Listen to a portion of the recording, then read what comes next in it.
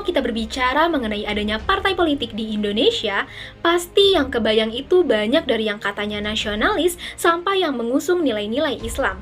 Tetapi, menariknya, ada salah satu jurnal penelitian mengenai dinamika partai politik dan positioning ideologi.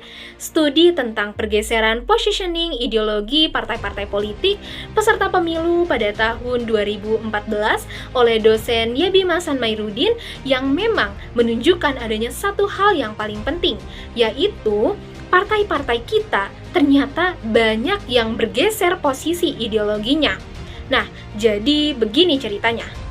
Pada pemilu 2014, banyak sekali partai yang memang awalnya punya ideologi yang kuat, entah Islam, nasionalis, ataupun gabungan dari keduanya ini mulai menengah. Istilahnya, mereka di sini tuh bergeser ke tengah demi bisa menjaring suara sebanyak-banyaknya.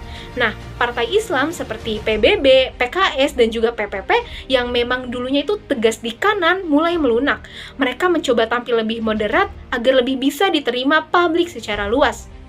Sebaliknya, partai nasionalis seperti PDIP, Gerindra, atau bahkan PKPI itu juga mulai menampilkan wajah religius, bahkan mendirikan sayap partai yang berbasis Islam. Nah, menurut Mairudin di sini hal ini tentunya bukan sekedar hal yang sepele. Pergeseran ideologi seperti ini itu menandakan bahwa politik kita semakin pragmatis, di mana partai di sini itu tidak lagi sibuk mempertahankan ideologinya, tetapi lebih terfokus ke bagaimana sih cara memenangkan pemilu. Akibatnya, ideologi partai-partai di sini tuh semakin kabur. Kita sulit membedakan mana partai Islam yang memang murni memperjuangkan agama dan mana partai nasionalis yang katanya sekuler tapi malah ikut-ikutan pakai simbol keagamaan. Nah, di dalam istilah teori, fenomena ini juga disebut sebagai catch-all party, di mana partai yang pengen ngerangkul semua kalangannya. Istilahnya, mereka itu mau mendapatkan suara dari mana saja itu tidak masalah, asalkan menang. Nah, tapi efeknya menurut Mairudin di sini itu justru bikin publik kehilangan kepercayaan.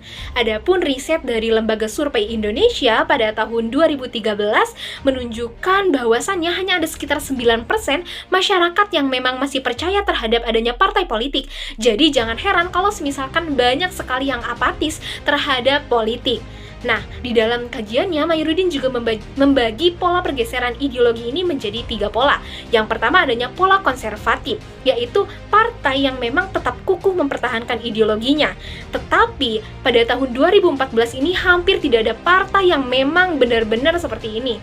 Nah, yang kedua adanya pola konservatif progresif, di mana partai ini mulai menyesuaikan diri tetapi masih menjaga identitasnya, misalkan seperti PDIP dan juga PKS. Dan yang ketiga adanya pola ekstrim, di mana partai yang memang ideologinya itu mulai bergeser drastis ke tengah sampai akhirnya jadi kabur, misalkan contohnya seperti PKB, PAN, PBB, Gerindra, dan PKPI yang mereka itu begitu fleksibel sampai batas antara Islam dan nasionalisnya itu nyaris hilang.